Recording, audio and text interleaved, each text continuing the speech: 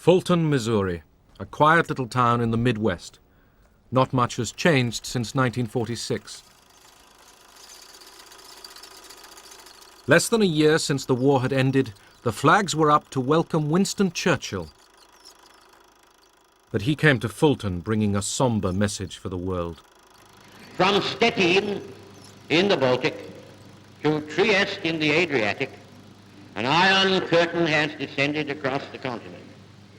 Behind that line lie all the capitals of the ancient states of Central and Eastern Europe. Warsaw, Berlin, Prague, Vienna, Budapest, Belgrade, Bucharest, and Sofia. All these famous cities and the populations around them lie in what I must call the Soviet sphere.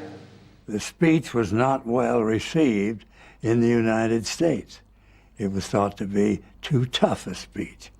And the president was criticized by some for having Churchill over. This goes to show how history changes.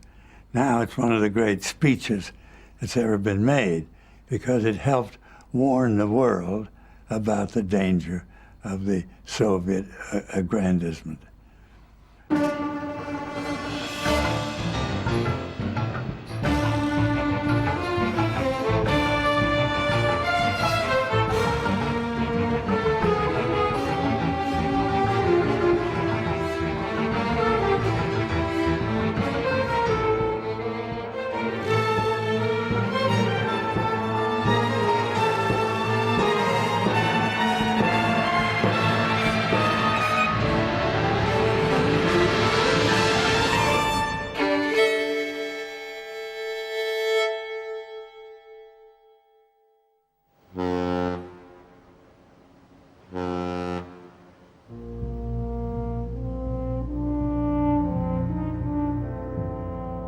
Back from overseas came the Americans. For the second time in a century, the United States had been pulled into a world war far from its own shores.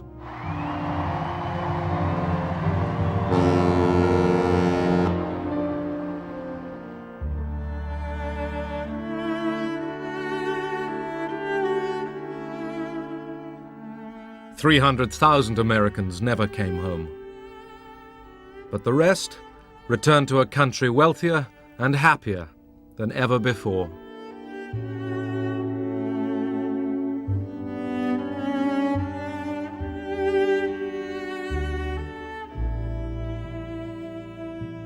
I sort of eased back into contentment. I said, gee, this is wonderful. People seem to have a little cushion of money now, which, back in the Depression years, no one had any money. You just had about enough money to put food on the table and put a roof over your head and keep your insurance policy in effect, Before the war, we had 15%, maybe sometimes more, unemployed, and a very stagnant, unhappy economy. And the war production of munitions, production of armaments, put enormous sums of money into the economy, put millions of people to work, not only men but women, Rosie the Riveter, and we emerged from the war with virtual full employment.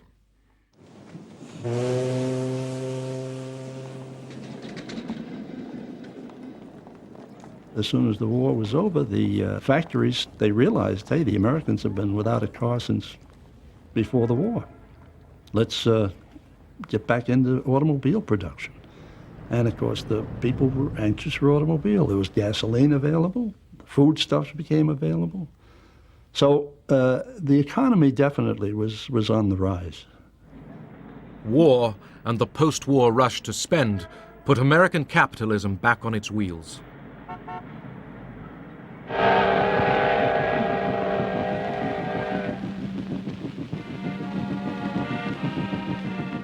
In the first summer of peace, the Soviet soldiers rode home. They were awed to find themselves still alive. До Москвы уже совсем недалеко. Поезд идет из столицы Германии. И вот он, счастливый час. Здравствуй, родная Москва!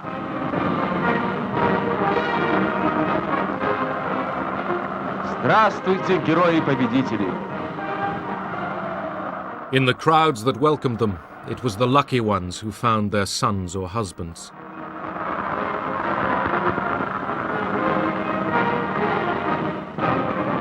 Some 27 million Soviet civilians and soldiers did not live to see this day.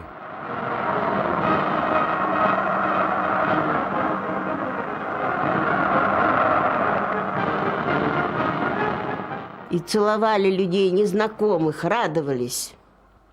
Это было большое ликование. We met the soldiers with flowers, bread, anything we could get hold of. Душевный подъем. Люди, какая-то надежда появилась, что кто-то еще, кто может быть... We kissed complete strangers. We were so happy. Известно, где он, потому что были же... Our spirits were rising. We even dared hope that those who had gone missing might still be alive. Очень надеялись, что, может быть, они найдут родных, что, может быть, это ошибка. Главное, что были... The whole of Russia had been destroyed. Everything from the borders to Moscow lay in ruins. Все было разорено. There were lots of people with no homes to go to. Возвращаться некуда.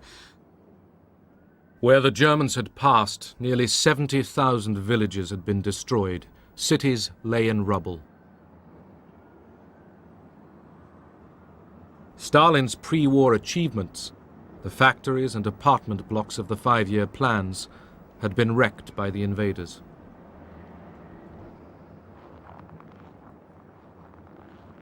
То, что было до войны, как будто бы и неплохо. Things which before the war hadn't seemed too bad were completely destroyed. Люди жили в погребах, в подвалах, в ямах. People were living in ruins. Такие страдания, It's impossible to describe the suffering. You can only understand it if you've lived through it and seen it with your own eyes. Когда это увидел своими глазами. For Russians, the end of the fighting brought an instant of pure joy. Ну что вам я могу сказать? В Берлине, в центре. Другой раз так забудешь, не вдумаешься глубоко, посмотришь. Напротив Рейхстаг, а здесь Бранденбургские ворота, которые Ебель-то камнем, который заложил. Все равно прошли.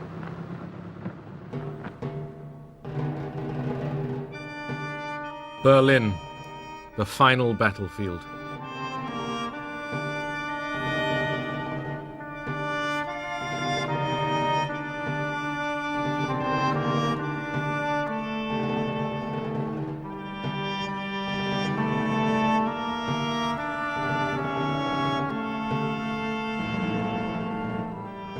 The capital of Hitler's Reich had fallen to the Red Army. Dazed Berliners waited to see what the conquerors would do to them. But there was no organized massacre. The survivors were allowed to live as best they could.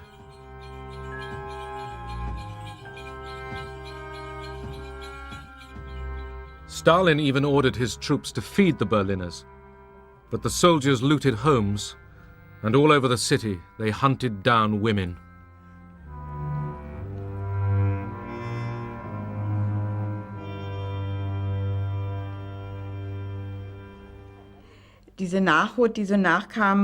More and more Russians came by.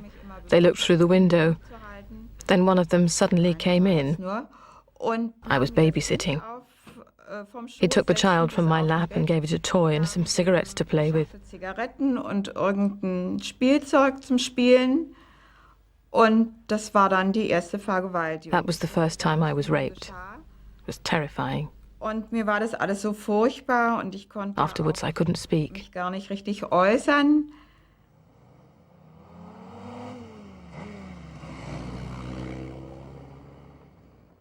Stalin's police chief Beria and foreign minister Molotov tour Berlin.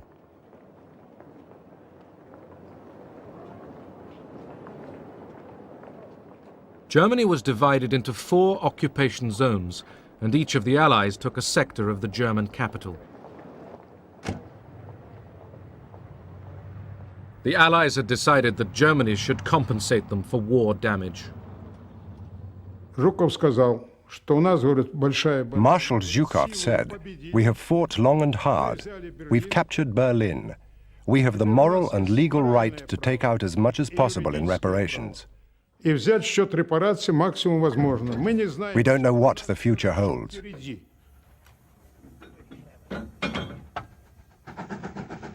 The German population was forced to help the Russians seize industrial resources.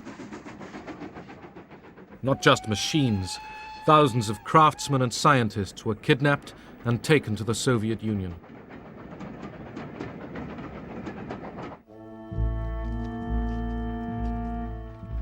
Central Europe was reverting to the Dark Ages. This was a space without law, shelter, or mercy. A continent of nomads.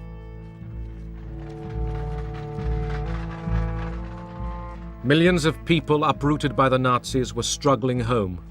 Now it was the turn of the Germans to be the victims.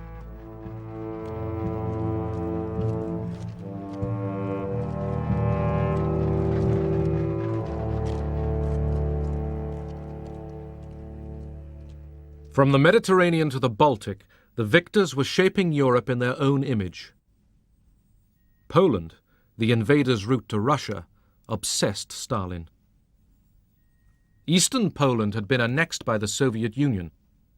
As compensation, the Allies shifted the whole country westward, giving Poland the eastern territories of Germany. The Germans were expelled.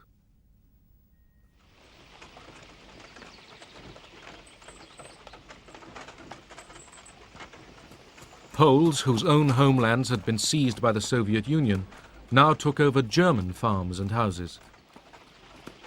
Aber in diesem Herbst 45, in the fall of 1945, a young Polish woman, 19 years old, and an older man from the militia entered our house. Und ein älterer Mann von der Miliz unser Haus betreten. Sie fragten The girl asked, "Who does this house belong to?" And my mother said, "To us." Ja, mir. Und And Hania, that was the Polish girl's name, said, "Now it's mine." From then on, it was Hania's house. Von Hania.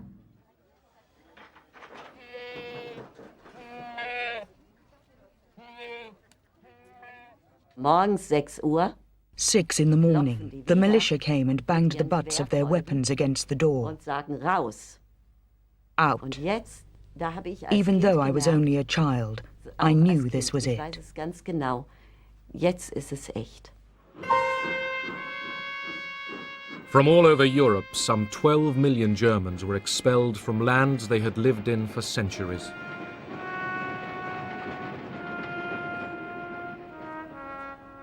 Today it's called ethnic cleansing. Then the Allies called it population transfer, and the British helped to move the Germans out.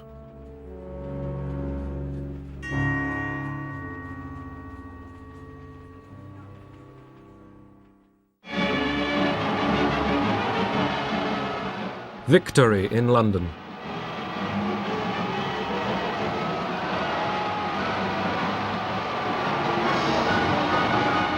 From 6 years of war, Britain emerged happy, but inwardly exhausted.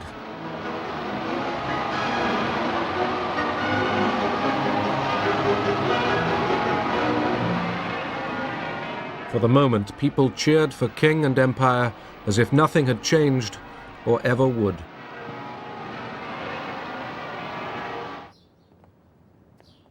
The King's new Prime Minister was Clement Attlee. The British voters had swung leftwards, and Churchill was out.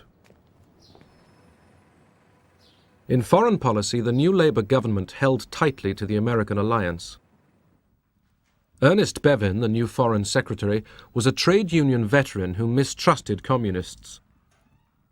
He had backed Churchill's intervention in the Greek Civil War.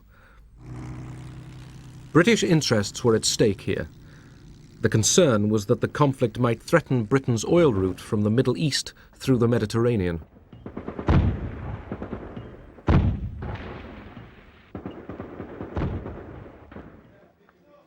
The strongest resistance movement, the Communists, reached for power. But they didn't know that Stalin had told Churchill that he had no interest in a communist Greece. The British Army moved in.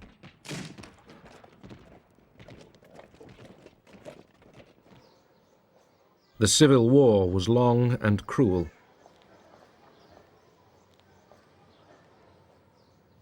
But Stalin kept his word and left the Greek communists to their fate. The Soviet Union now dominated the nations along its western border. At first, Stalin did not impose a Soviet system on his new empire. Instead, he built up pro-Soviet coalition governments, but the communists made sure that the police and security were in their hands. The Yalta Conference had given Russia control of Central Europe.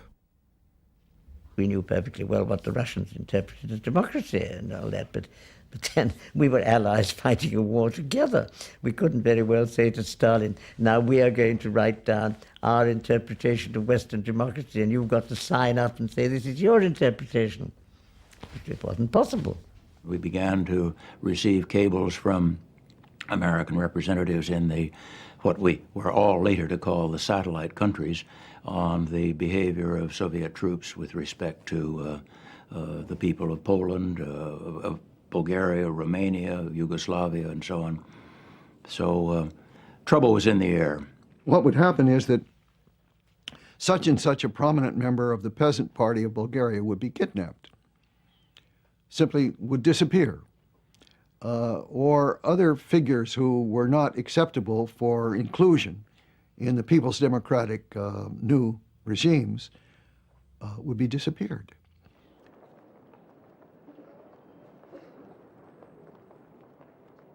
In Berlin, where the Allies jointly supervised city life, the communists were careful.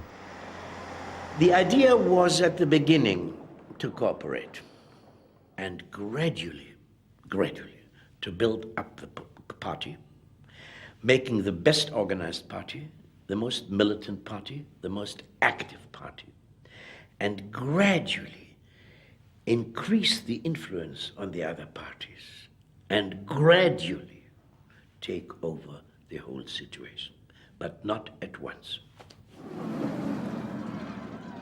We should already prepare for building up the police.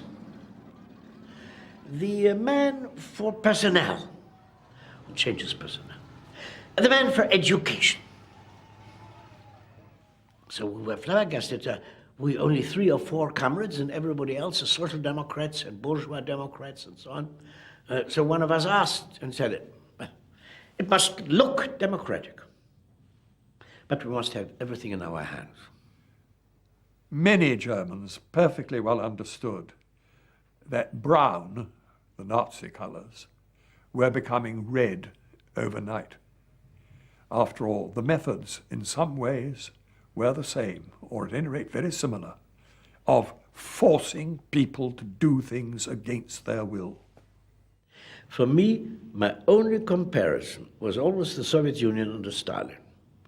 And comparable to the Soviet Union under Stalin, 1935 to 45, 45 to 46, 47 in Germany was wonderful. It was much less terror than which I had witnessed the 10 years before in the Soviet Union. Soviet communism had stood the test of war. The Red Army was the biggest on earth, and General Eisenhower came to pay his respects to the world's newest superpower.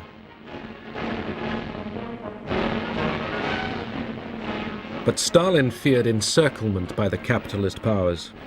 At home, he watched for treachery. Those who had been taken prisoner by the Germans and seen a glimpse of the West might become disloyal. They were being arrested in thousands.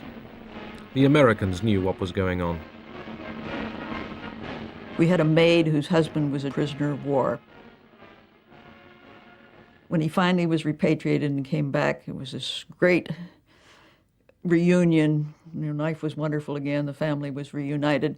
6 months later, He was arrested because he had been a German prisoner of war. Some were there because of a general decree by Stalin. Some were deserters and thieves. Some White Russian emigres.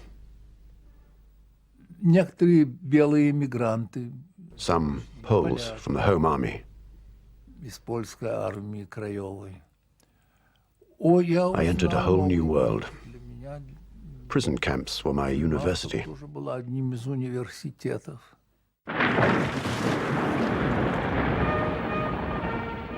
Poland. In the wreckage of Warsaw, the Poles began to clear the ruins.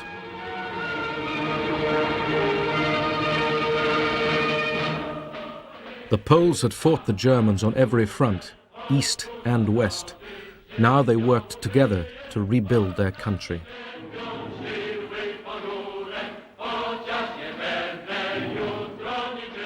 Some loathed the new semi-communist government tied to Moscow, but others found reasons to accept it and live with it. The most important thing for me was for my mother and sister to come from Siberia and for us to begin rebuilding the country. We also needed to secure our borders, which were seriously threatened. Staying in the army gave me that chance.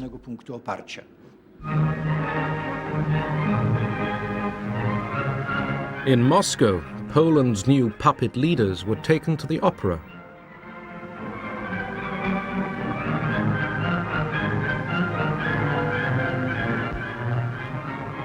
The Poles agreed to a close alliance with the Soviet Union.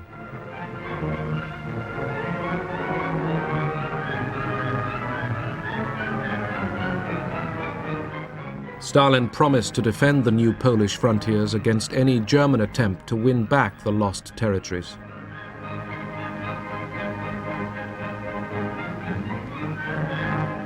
Stalin was at the zenith of his power. His colleagues felt terror in his presence. Russian diplomats, like all other Russian officials or party members or whatever, lived in terror of the great man, and justifiably so, because if they gave unpopular advice, they might find themselves in a concentration camp or with a bullet in the back of their heads. It wasn't very easy to give good advice to Stalin if it was unpalatable. Он сидел такой веселый, настроение у него хорошее, рядом сидел с ним. Stalin was cheerful and in high spirits. At his side were the main guest, the interpreter, and Soviet guests too. Вроде и гости, и наши, все так. И когда раздавали официанты там какой-то... The waiters came in with the main course. I think it was turkey. One of them, whilst he was pouring the sauce, dropped some red liquid on Stalin's sand-colored jacket. Красный такой, жидкость эту самую, сок красный, да? И этот он как струйка крови, знаете, так потекла по всему этому красивому, нарядному, торжественному мундиру. They were in a state of shock about what would happen, because the stains looked like drops of blood. Замерли в испуге, что будет вообще. But Stalin didn't react. He continued to talk with his neighbor. Вот к нему там подскочил какой-то обслуживающий шеф там обслуживающий. Then another waiter came up to him with some water and offered to sponge it out. But Stalin said, no, no. And he was absolutely calm. People saw that things seemed to be okay. Everyone began eating again, and the routine continued.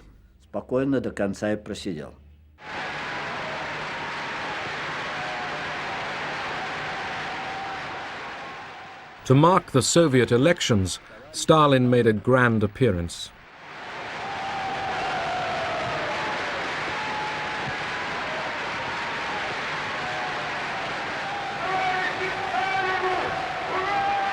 To his exhausted people, he promised no rewards, but only more effort more 5-year plans for heavy industry. Then, in cloudy words, he warned that capitalism and imperialism made future wars inevitable. Did this mean war between the Soviet Union and the West? Abroad, alarm bells rang. I read the speech with care and interpreted it as being a delayed declaration of war against the United States. Wasn't any doubt about it if you read the text carefully, what he was talking about. The speech was interpreted in the West as no less than a prediction of World War III.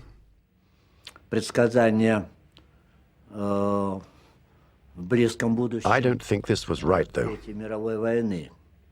Но я думаю, что это вряд ли правильно. Во всяком случае, Stalin didn't say anything new or different in that speech. Сталин не сказал. He said what he had always believed, that with imperialism and capitalism, war was inevitable. С империализмом, с капитализмом неизбежно. What the Russians were thinking in terms of was that, and I think Stalin thought in these terms, was that communism was one day going to rule, be the dominant ideology in the world, and all countries gradually were going to become communist. And in the meantime, you didn't, in Stalin's idea, start dangerous wars which you might lose, but if you had a good chance of pushing the cause along, you always pushed it along. Stalin had relaxed his dictatorship during the war, but now he was tightening it once more. The Soviet Union's obvious suspicion of the West disturbed Washington. An American diplomat in Moscow, George Kennan, was asked what he thought was going on. When they finally sent me a telegram expressing their astonishment and concern because the Russians were dragging their feet about joining the International Bank, I thought, well, for goodness sake, I can't answer that in one question. They're going to have to give me space. And I sat down and tried to give a picture of this government as it emerged from the war. One of the strengths of Kennan was his awareness that the Russia in which we were living, Stalin's Soviet Russia, communism, people called it, actually drew in very many ways upon the Russian past. I had to go right back to page 1 and to try to tell them things that I felt they'd forgotten during the war. This all hangs together with this whole question that this was the same group of people who had dealt with Hitler, had tried to deal with Hitler at our expense, and never had changed their views about us. Kennan's Moscow embassy cable became history, an 8,000-word prophecy that the Soviet Union was in the mood to expand across the world and must be contained. The day that telegram was drafted, I unfortunately or fortunately had the night duty at the code room and was rather perturbed about it because I happened to have a very heavy date that night. There was a dance at one of the other embassies, and I wanted to get out as early as possible. About 6:30 or 7, George comes walking in with this 6-part cable which he wants to send out. And I took a look at it and I said it was nice, but let's not send it out. Let's wait till tomorrow. And I tried to talk him into not sending it. He said, Washington wants it, they're going to get it, and you stay here and do it. Kennan's telegram alarmed Washington. Days later, its message was reinforced when Churchill arrived in the United States as President Truman's guest. They began to get to know each other. Mr. Fred, our president, said to Mr. Churchill, "I will be on this trip quite a while, and I would be glad if you would call me Harry." Well, Mr. Churchill said, "I'll be glad to, if you will call me Winston." Mr. Truman said, "I don't believe I can do that." He said, "I consider you the first citizen in the world, and I just don't believe I can call you Winston." Winston Churchill said, "If you can't call me Winston, then I can't call you Harry." The president said, "On that basis, we'll do it." So it went Winston and Harry from that time, and they got on very well. Churchill was due to speak to a college audience at Fulton in Truman's home state.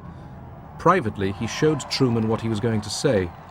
The president, not sure that the American public was ready for an attack on its wartime Soviet ally, let Churchill test the water. Mr. Churchill, he's one of the great men of the age. He's a great Englishman.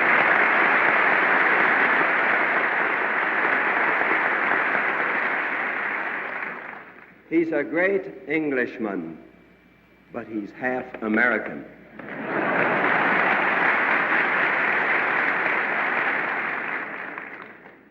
From Stettin in the Baltic to Trieste in the Adriatic, an iron curtain has descended across the continent. Behind that line lie all the capitals of the ancient states of Central and Eastern Europe.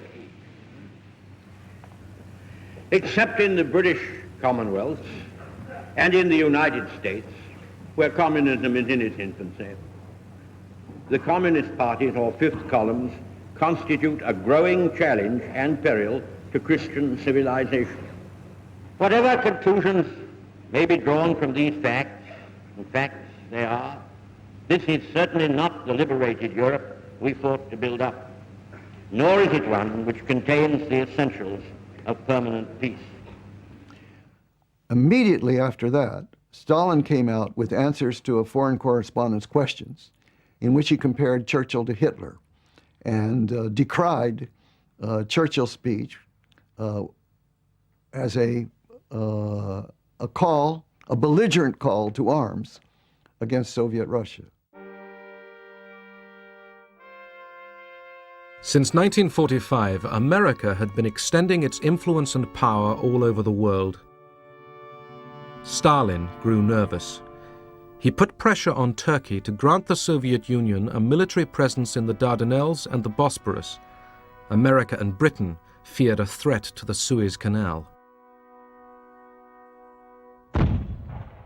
They were determined to keep Turkey free of Soviet interference. When the Turkish ambassador in Washington died suddenly, Truman used America's biggest battleship, the USS Missouri, to deliver the body to Istanbul. This was a symbol to Stalin. Don't push us, and don't push Turkey, because if you push Turkey, we'll be there. Iran, like Turkey, lay on the southern borders of the Soviet Union, and for centuries had been hostile to Russia. During the war, Soviet and British troops had occupied Iran to protect their oil supplies. They even celebrated their partnership there.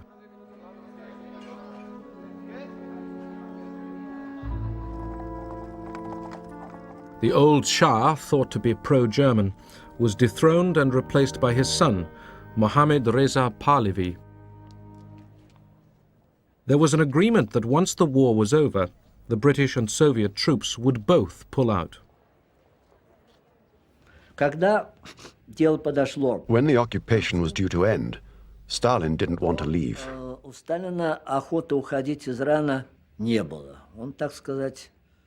He wanted to stay on.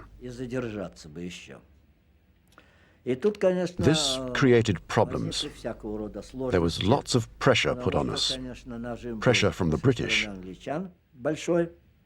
And in fact, the Soviet Union had no legal right to stay there.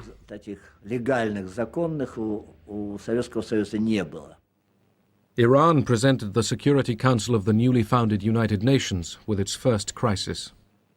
That's Mr. Gromyko proposing to the Security Council that the hearing of the Persian case should be postponed. The Soviet Union tried to prevent further discussion. They lost. Mr. Gromyko and the other Russians then walked out. Their dramatic exit seems to have caused no obvious reaction at the time, though we can imagine what most of those present were thinking. One good thing, however, emerges from this incident. The Security Council had stood its ground. 6 weeks later, Stalin ceremonially withdrew his forces from Iran. But Truman, shaken by his behavior, suspected that Stalin was aiming at world domination. He said, I want to be in position to document our concern. Go back over the recent agreements and list one by one the violations in which the Soviets have engaged. I was then Mr. Clifford's assistant, and he turned the task over to me. We talked about it a bit, and I said, well, it seems to me that that's only scratching the surface, a list of agreements broken. There are much more fundamental problems in our relations with the USSR than that. So let's go at it in a somewhat broader way.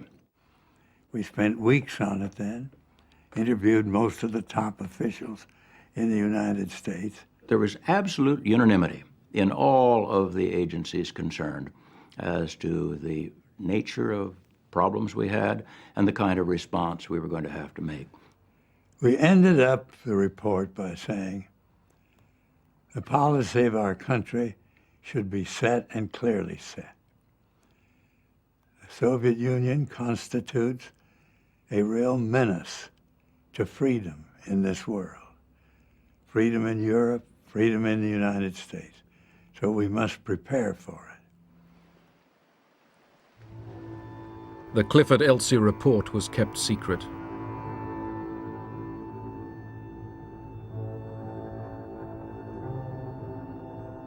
The report concluded that a war with the USSR would be more total, more horrible than anything previously known. The United States still had the monopoly of atomic weapons. At Bikini Atoll in the Pacific, 2 atom bombs were detonated in July 1946. The warning to Stalin was plain. From now on, all the big powers worked frantically to develop their own atomic and biological weapons. At the Paris Conference of Foreign Ministers, Molotov was determined to maintain joint Allied control of Germany. But his American counterpart, Secretary of State Burns, wanted Germany to pay no more reparations. For Molotov, Burns was too concerned with German opinion. He was outraged. Molotov was nicknamed Mr. No. But if he had been a Mr. Yes, Stalin would not have kept him on. Stalin needed a Mr. No, someone capable of finding out the maximum information about the other side's position. Molotov would squeeze the other side to its absolute limit. When he had totally exhausted these methods, it was Stalin's turn. He would come back and resolve matters with a friendly smile. It was at Paris that the wartime alliance began finally to break up. The Americans and the British were impatient to develop stable economies in their zones of Germany without Soviet interference.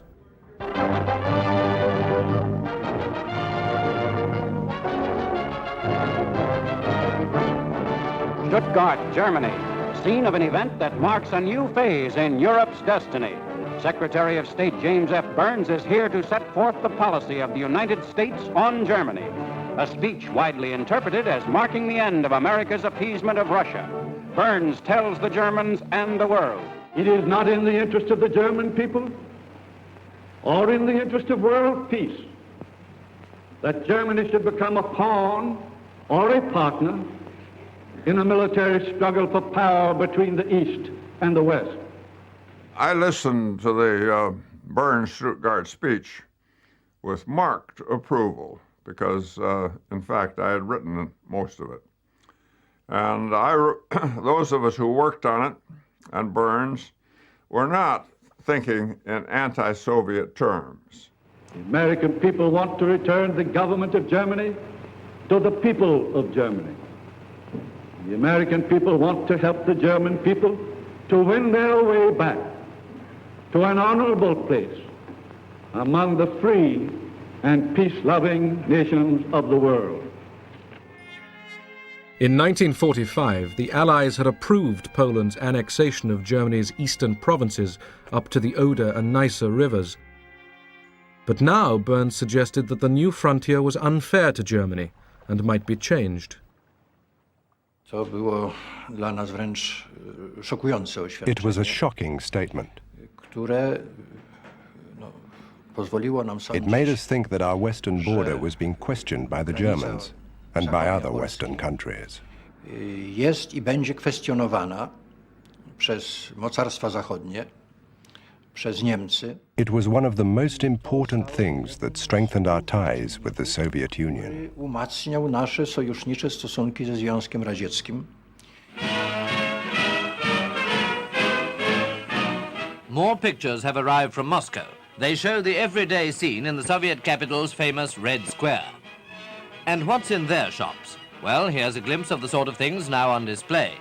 These new fashions, our cameraman tells us, are so expensive that they're quite beyond the means of ordinary people in Russia today.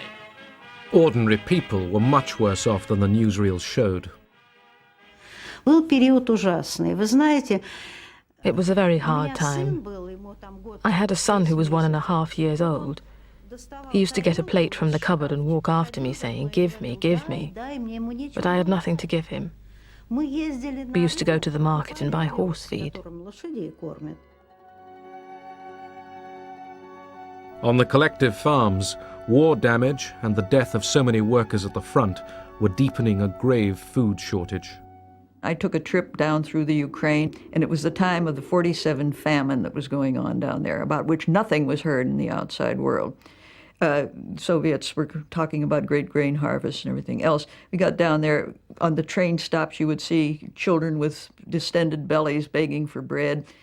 At the in Odessa itself, people lying out on the streets outside the hospitals where they couldn't take them in, starving to death. There was malnutrition everywhere. In Germany, too, hunger and disease were spreading.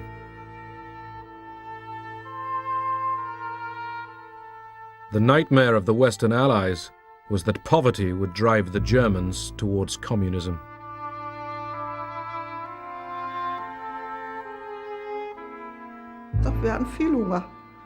There was never enough food.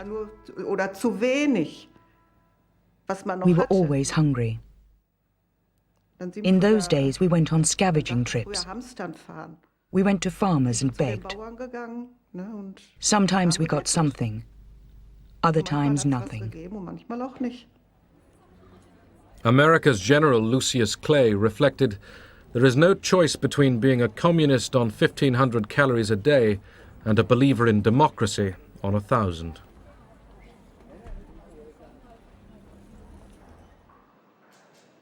Aid to Germany cost Britain over $1 million a day. But British supplies were not enough to save thousands of Germans who died that winter for lack of food and fuel.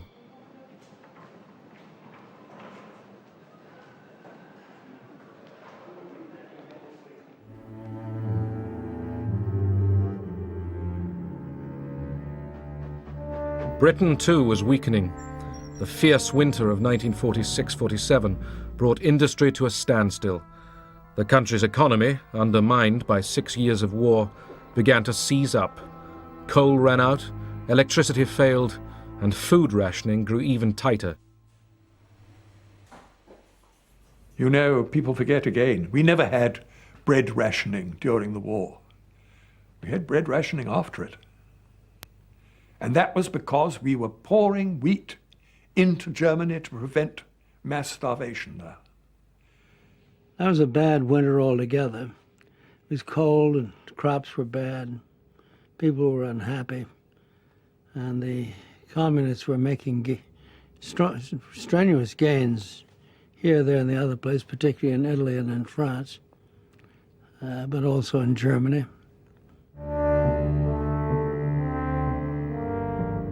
The British could no longer afford all their heavy commitments in the Mediterranean. They told the Americans they intended to pull out.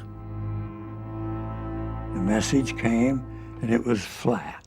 It said, Great Britain is withdrawing from both economic aid and military aid to Greece and Turkey.